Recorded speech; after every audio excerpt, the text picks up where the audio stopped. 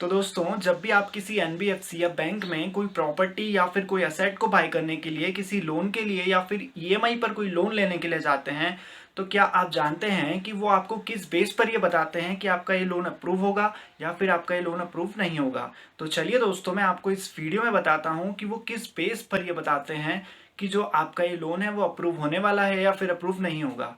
तो आइए हम ये समझते हैं।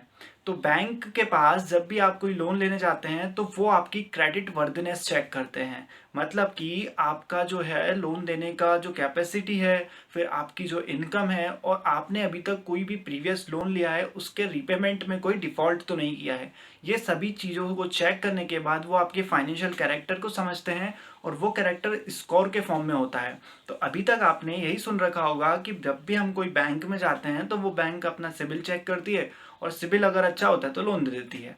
तो जी हाँ, आपने ये सही सुना है, बट कहीं ना कहीं इसका मिस इंटरप्रिटेशन आपने अपने माइंड में करके रखा हुआ है। तो चलिए मैं आपको बताता हूँ कि वो क्या प्रोसेस है।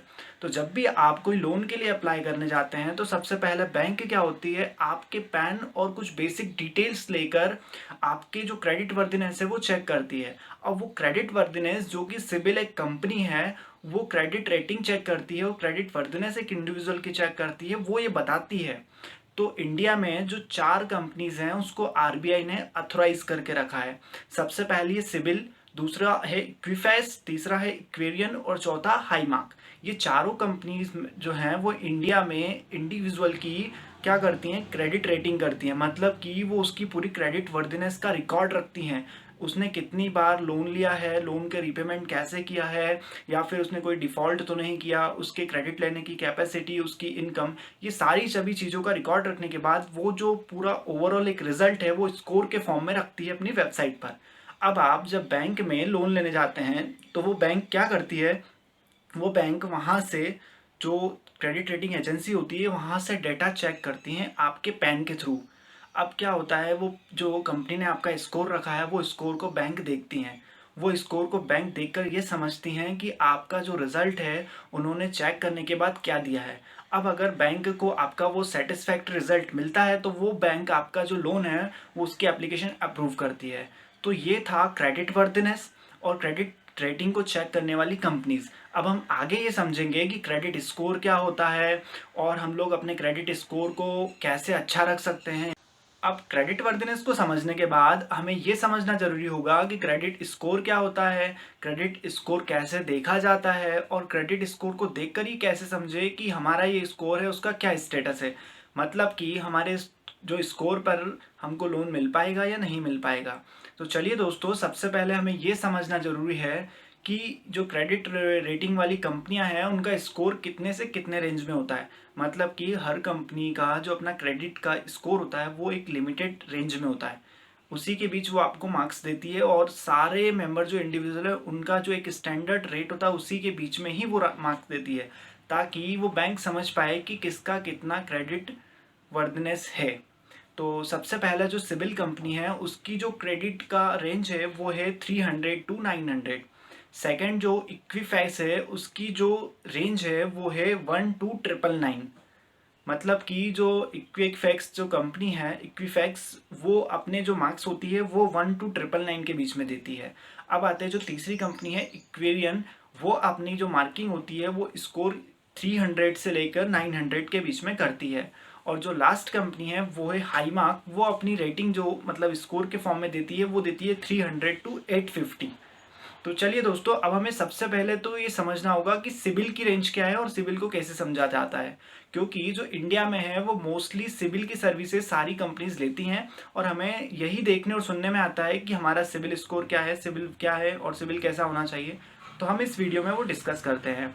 तो सबसे पहले हमें ये जानना होगा कि सिबिल क्रेडिट स्कोर या सिबिल स्कोर क्या होता है। तो जैसा कि हमने प्रीवियस वीडियो में भी सीखा था और पहले भी सीखते आ रहे हैं कि जो सिविल है वो एक क्रेडिट वर्दिनेस को बताता है, और जो रेटिंग एजेंसी होती है वो अपनी पूरी क्रेडिट वर्दिनेस चेक करने के बाद जो रिजल्ट होती है वो स्कोर के फॉर्म में बताती है, ताकि मार्किंग से बैंक को इजीली समझ में आ सके कि ये लोन अप्रूव करने के लायक इंडिविजुअल का स्कोर है या नहीं है। तो क्रेडिट रेटिंग में जो हमारा स्कोर है सबसे पहले हमें ये देखना होगा कि हम वो कैसे पता कर सकते हैं। तो सबसे पहले इजी स्टेप ये है कि इसे दो तरीके से पता किया जा सकता है क्रेडिट स्कोर को।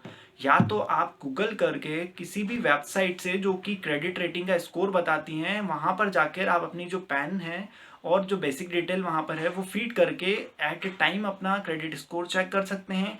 या फिर आप जहाँ से भी लोन के लिए अप्लाई करने जा रहे हैं वहाँ पर आप पूछ सकते हैं, क्योंकि वो आपको लोन देने से पहले सबसे पहले आपका सिविल स्कोर ही चेक करते हैं। अब हम समझते हैं कि जो क्रेडिट स्कोर हमने देखा है या जो हमें मिला है अब वो कैसा है, तो हम कैसे समझें उसे। तो उसे समझने के लिए सिबिल के जो स्कोर की रेंज होती है वो 300 टू 900 होती है। तो आपका स्कोर भी ऑब्वियसली इसी रेंज में कोई सा होगा।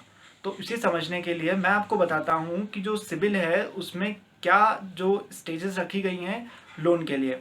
तो सबसे पहला, अगर आपका स्कोर सिबिल में बिलो 500 है तो इसे बहुत ही खराब स्कोर माना जाता है और इसमें जो लोन के चांसेस होंगे वो बहुत ही कम या ना के बराबर होते हैं।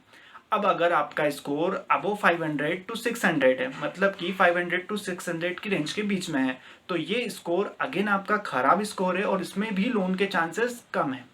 अब हम देखते हैं कि अगर आपका स्कोर 600 से 700 के बीच में है तो हम ये कह सकते हैं कि ये एक एवरेज स्कोर है और इसमें आपके लोन मिलने के चांसेस हैं। अब आपका स्कोर अगर 700 टू 800 है तो ये एक अच्छा स्कोर माना जाता है और इसमें आपको लोन मिलने के चांसेस बहुत ज़्यादा हैं, मतलब लोन आपका अप्रूव हो जाएगा।